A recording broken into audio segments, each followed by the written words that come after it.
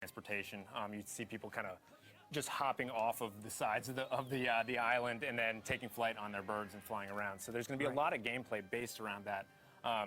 You cruise through the air. You can actually dump off of the bird at any time to drop onto little islands. So the exploration is a huge part of the gameplay.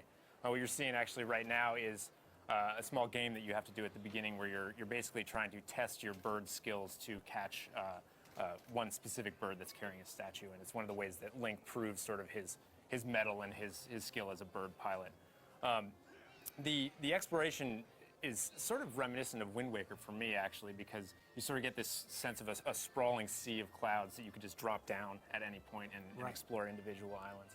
So this is something you come back to throughout the game. This is not just a one-time. Exactly, and the way it's structured is actually pretty fascinating. At any point you can drop down below the clouds, but when you find a save statue or something similar, basically they're bird statues scattered throughout the underworld, and you can pop back up through the clouds at any point and go back to this central town. So if you need. You run out of potions, or you need to, get a different weapon or something like that. At any point, you pop back up, go to your town, and then you can dump back below the clouds. Talk a little bit about the flying mechanics specifically. Obviously, Wii Motion Plus is a huge part of this game. Talk a little bit about what you'll be doing to control your birds in the air. It couldn't be simpler. It's similar to Wii Sports Resort flying in that you're guiding the bird sort of like a paper plane like this. So your gliding motion is entirely the Wii remote, and then. If you want to flap, you just make a flapping gesture, basically, with your hand. And you can also press the A button to do sort of a dash move if you want to catch up to something. As you can see, he caught the bird and he got the statue. But one of the best things about this game is that this is only the beginning. Above the clouds is only a part of the game. And I want to take a look down below at the world below as well. So descend down from the clouds, and obviously a key to any Zelda game is going to be the dungeons aspect and exploration and things like that. Now, we should clarify, what we're looking at here is portions of what's being shown here on the floor at E3 2011, an exciting chance for gamers to get their hands on it as well.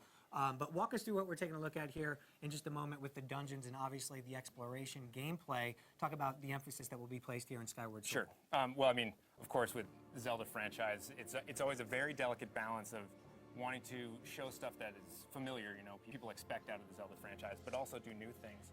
And with this game, I can't, we could spend half an hour here talking about all the new stuff, but the way they've actually structured this is going to seem both familiar and really, really new to fans.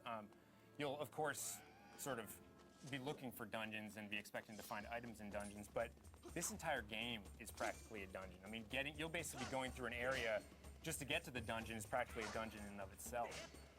There are puzzles everywhere within the dungeons, without the dungeons.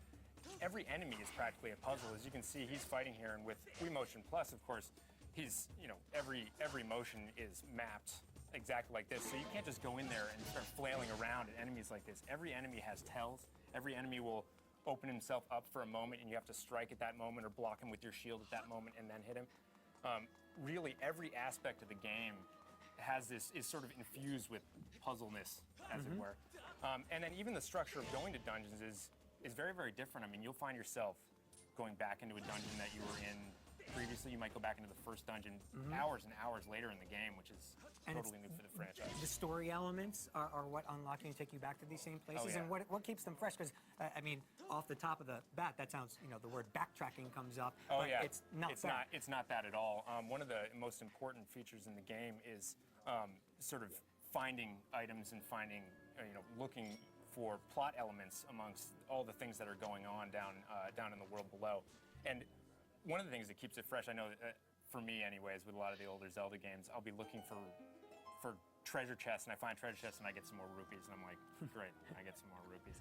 There's a huge collection aspect in this game where you're constantly actually collecting ingredients to upgrade your weapons. So you'll be going through and you find a chest and there'll be some sort of a horn in it, and you'll find out that you need to find a couple of these, and then maybe you can turn your slingshot into something better than the slingshot. So you're constantly being encouraged to sort of root out every nook and cranny. Okay, we're taking a look at an iconic boss fight or mini boss fight here. Is that right? Yeah, this isn't even close to a boss. The bosses are huge, but every enemy, like I said, presents its own challenges. You can't just go in here and start flailing around and expect to kill this thing. You can see it's actually holding. He's producing a weak spot here that you can do, and so you have to have not only the brains to figure out what exactly is going on, but also the manual dexterity to pull it off. It's looking amazing, Nate. We appreciate it. I can't wait to get on the floor and play it. Thanks for stopping by. Oh, yeah, my pleasure. And giving us a first look at the game. And now we're going to head over to Jeff.